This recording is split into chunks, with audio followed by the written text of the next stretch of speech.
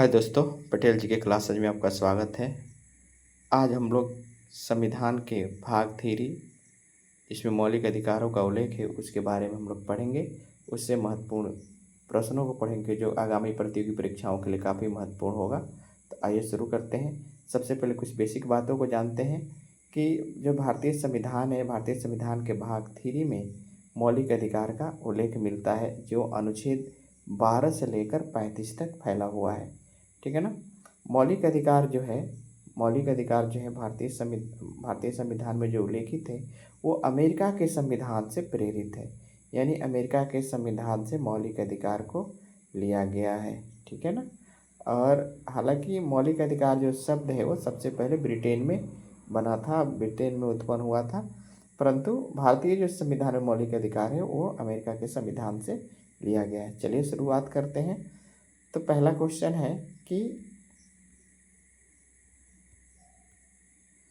भारतीय संविधान के निम्नलिखित अनुच्छेदों में कौन भिन्न वर्ग में आता है, मतलब कौन अलग है।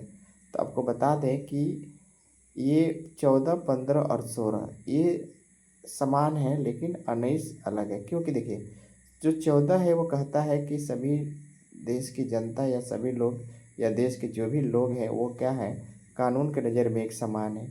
ये कहता है कि किसी व्यक्ति के साथ जाति, धर्म, वंश, किसी के आधार पर भेदभाव की बात नहीं करता है। ये सामाजिक समानता की बात करता है।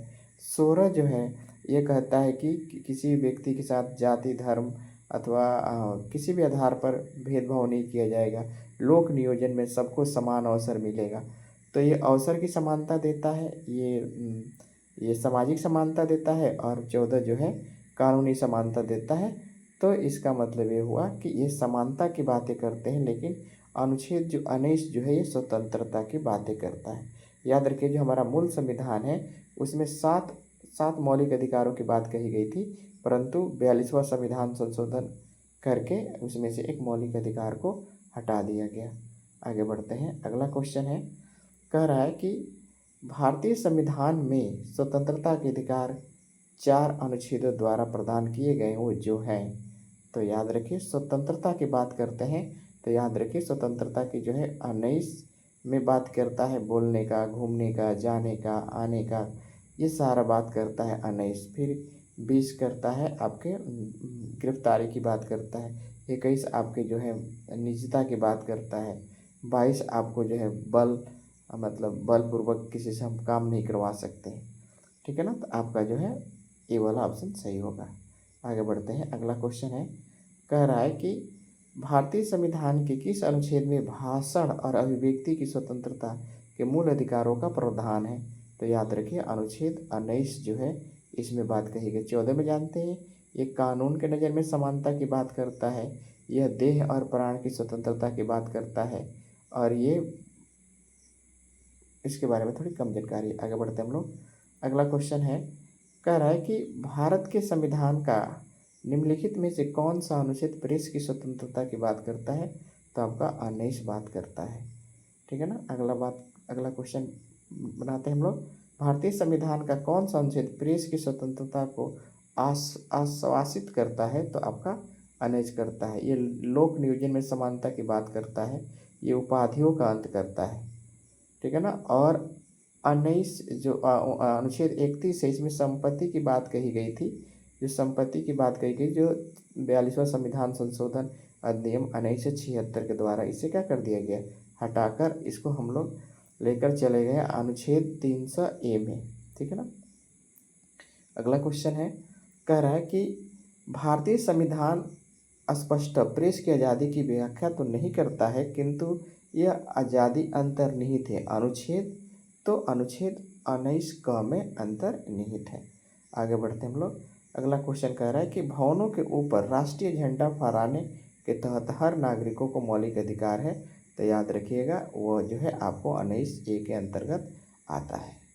अगला क्वेश्चन है, कह रहा है कि स्वतंत्रता के अधिकार के भाग के रूप में निम्नलिखित में से कौन सा बिना हथियार के शांतिपूर्ण ढंग से इकट्ठा होने की स्वतंत्रता के अंतर्गत नहीं आता है। तो अफसरों का घेराव जो अपने मौलिक कर्तव्य से ये नहीं आता है। आगे बढ़ते हैं हम लोग। अगला क्वेश्चन है, कह रहा है कि निम्नलिखित में से किस आधार के कारण अधिकार होना चाहिए, यहाँ पर आधार नहीं अधिकार के कारण जो है अधिकार के कारण व्यक्ति की सॉरी अधिकार अधिकार के कारण नागरिक की अभिव्यक्ति और स्वतंत्रता पर प्रतिबंध नहीं लगाया जा सकता है। तो याद रखिएगा भारतीय संप्रभुता। ठीक है ना, आगे बढ़ते हम लोग। अगला क्वेश्चन है, कह रहा है कि भारतीय गणराज्य के संविधान का कौन सा अनुच्छेद व्यक्ति की प्राण और देह की स्वतंत्रता देता है? तो अनुच्छेद 21 देता है आपको। ठीक है ना, अगला क्वेश्चन है, कह रहा है कि भारतीय संविधान के किस अनुच्छेद में विधि को साम्यक प्रक्रिया के सिद्धांत के रूप में शामिल किया गया है? तो 21 को। आगे बढ़ते हैं हम लोग। अगला क्वेश्चन है, कह रहा है अगला क्वेश्चन कि भारतीय संविधान का कौन सा अनुच्छेद व्यक्ति के विदेश यात्रा के अधिकार को संरक्षण प्रदान करता है? तो याद रखिए इसमें 21 जो है ये प्रदान करता है। अगला क्वेश्चन कह रहा है कि भारत के संविधान के किस अनुच्छेद के अंतर्गत निजता का अधिकार संरक्षित है? तो याद रखिएगा निजता का अधिकार आपका 21 में है। आगे बढ़ते हैं हम लोग। अगला क्वेश्चन है, कह रहा है कि भारत के संविधान का कौन सा अनुच्छेद अपनी पसंद की व्यक्ति के विवाह करने की किसी व्यक्ति के अधिकार का संरक्षण देता है? तो याद रखिएगा अनुच्छेद 25 जो है देता है। अगला क्वेश्चन है, कह रहा है कि निम्नलिखित में से कौन सा संविधान के अनुच्छेद 21 के दायरे में नहीं आता है? तो याद रखिए चिकित्सा द्वारा घायल चिकित्सा सहायता देना ही आता है। कार्यस्थल पर महिलाओं को लैंगिक उत्पीड़न ये भी 21 के दायरे। पानी की गुणवत्ता को दूषित करना ये भी आता है, यानी कि मृत्यु दंड जो है इसमें नहीं आता है। अगला क्वेश्चन है, कह रहा है कि निम्न में से कौन सा अधिकार राष्ट्रीय आपातकाल तक भी समाप्त नहीं किया जा सकता है? तो याद रखिएगा वो व्यक्ति की स्वतंत्रता और जीवन के अधिकार, यानी कि अनुच्छेद 20 और 21 की बात कह रहा है। अगला हम लोग बढ़ते हैं। अगला क्वेश्चन कह रहा है कि 6 वर्ष की आयु से 14 वर्ष की आयु के बीच के सभी बच्चों को शिक्षा का अधिकार मिलता है। तो याद रखिए मूल अधिकार के अंतर्गत मिलता है। थोड़ी सी इस पर हम लोग बात करते हैं कि जो शिक्षा का अधिकार है इसको पहले संविधान में ये जो मौलिक अधिकार में नहीं था, इसको संविधान संशोधन किया गया। तो याद रखिए 86वां संविधान संशोधन किया गया और इसे 2010 में लागू किया गया था। ठीक है ना, आगे बढ़ते हैं हम लोग। अगला क्वेश्चन है